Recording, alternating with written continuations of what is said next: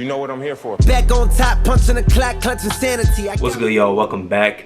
Today we're going to talk about a team that has really, I think, surprised some people in the first half of the season with just how good they've been playing, and that's the Minnesota Timberwolves. I made a video before the season. I think it was still kind of early in the offseason, maybe a little bit after free agency, that I wasn't too sure about what this team was going to be going into the year, because I was expecting them to make some big changes, just trying to add to their core, because I think they were a team that was ready to take a step forward. And they didn't do that with the big names, but they did make some smaller moves around the edges, like bringing in a Patrick Beverly, that I think has helped this team out a lot. But I wasn't sold on them going into the season, and I got a lot of hate in that video in the comments from Timberwolves fans. So I do apologize, because this team is a lot better than I anticipated back then. I don't remember if it was on this channel or on my podcast where I said, I think the Timberwolves are going to be a playing team. I thought that they've stacked up very well against other teams in the Western Conference. Now, I also think I said I thought the Grizzlies were going to drop, and that was a bad take. But I said I think the Timberwolves are going to be a playing team, and so far they're the 7th seed right now.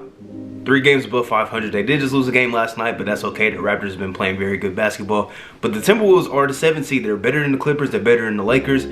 And it's right now looking like they're going to be at least a playing team, which is good for the fans in Minnesota and just good for basketball overall, because it's good to see these talented young players on this team like Karl-Anthony Towns back to playing all-star caliber basketball. Deangelo Russell, I'm going to talk about him. I think his role in this team has really, I think the growth in this game has been very good, and it's not going to show when you just look at his statistics. And Anthony Edwards taking a big step forward in year 2. So let's talk about the Timberwolves a little bit. I think a big change to this team has been their improved defense. Last year, they couldn't get stops. Like, they were a very good offensive team, but they just couldn't get stops. Like, they could not consistently get stops, which is why they would get blown out a lot. And they just weren't a very good team last year. But the difference this year, it goes to a couple players, man. But I want to highlight Patrick Beverly and Jared Vanderbilt the most.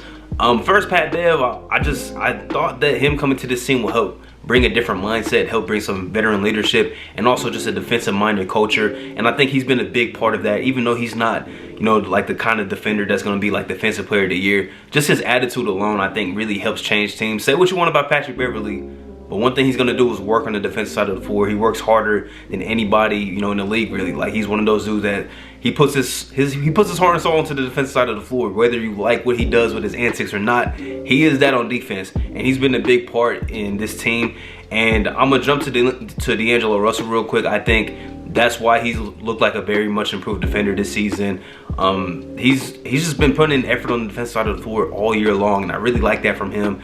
And I remember seeing a video on Twitter where it was him like just making like good reads on the defensive side of the floor, telling guys where they need to be, which spots they need to be in, and they were getting stops on those possessions that, you know, was shown in the video. And that's a big improvement in his game, is the leadership aspect, especially on the defense. And I think Patrick Beverly has really helped change the culture of this team. You see everybody on this team defending now, which I really love to see. And Jared Vanderbilt, man, he's probably like he's one of those dudes that affects the game so much without scoring the basketball.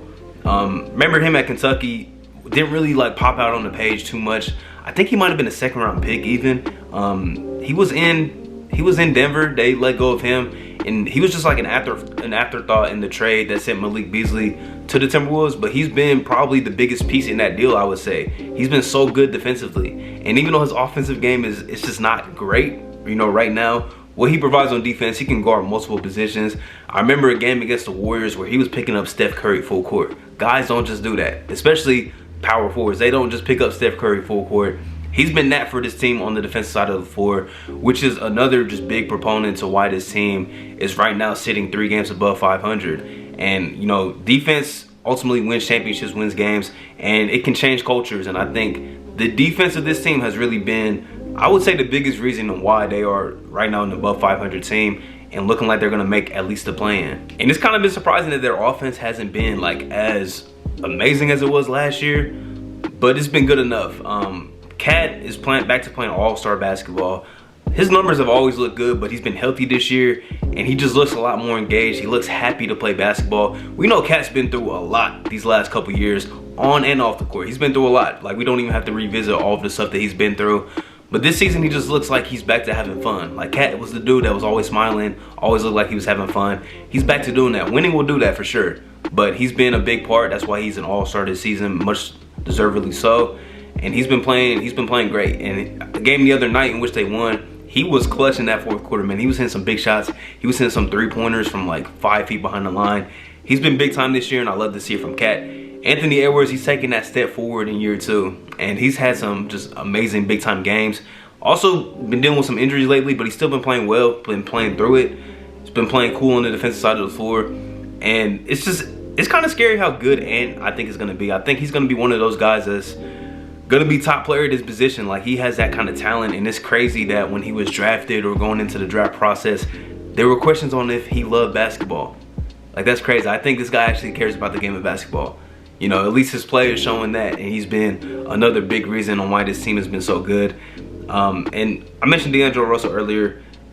He's not all-star D-Lo like he was in Brooklyn. He's not putting up like 20, 21, 22 a game with like 6, 7 assists.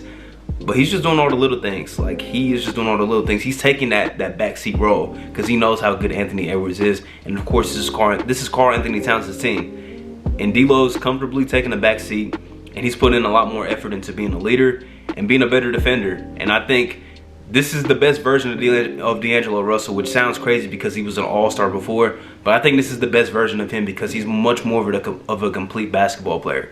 And I love to see that. I think that goes into a lot just with, you know, him growing up as a player and as a person too, just knowing that he has to do whatever it takes to win, and he's done that for this Minnesota Timberwolves team, and it's been a big proponent. I think D'Lo kind of doesn't get a lot of credit because his numbers are down, but when you actually watch them, you see how impactful he is for this team. So I just want to give a shout out to him. And there's a bunch of other guys to highlight too, like Jaden McDaniels shown very good flashes. I think he's somebody that's going to be a staple on this team for years to come. I think he's going to be a valuable 3-and-D piece. Even guys like Taurean Prince have had good moments. Jordan McLaughlin, I seen a stat the other day that said like he's had like 40-something assists and like 1 turnover over the last so many games. Something crazy like that. Like, he's been taking care of the basketball basically. I mess with Naz Reid. He's a very good backup 5. This team has it. Like, I want to see them try and get out of the play-in though, because I want this team to be a solidified playoff team. It's kind of bogus, I think, that the 7th seed is often is like they're involved in the play-in, because a lot of times the 7th seed is much better than the 8th seed, than the 9th seed.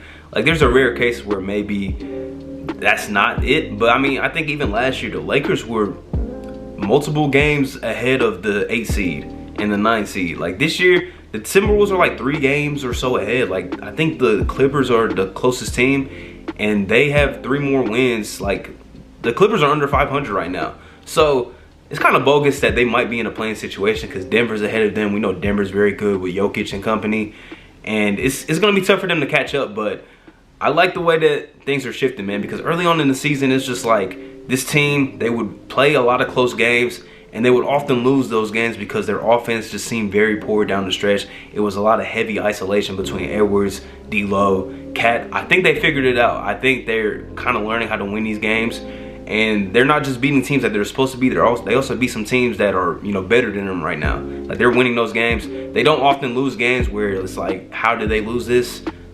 It's very rare, like lately, that they've been doing that. They've just been, I think, figuring it out as the year goes on. I'm gotta give a shout out to Chris Finch, because the way he got the job was kind of weird, but I think he's proven himself as a head coach, because since he's been the coach of this team, they've been better since that day. So I'm excited that, you know, playoff basketball is potentially coming back to Minnesota. Hopefully second half of the season goes well for them. Hopefully everybody stays healthy, because that's been a big issue with this team the last few years. It's just health, guys being available.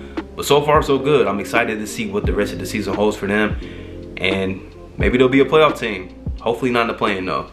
But shout out to the Timberwolves. Their fan base deserves this for sure. Leave a like, subscribe if you are new. I don't know if I mentioned that at the beginning of the video, but we're trying to hit 500 subs. So if you made it this far, you must have enjoyed something. So please subscribe, and I'll catch y'all next time. Peace.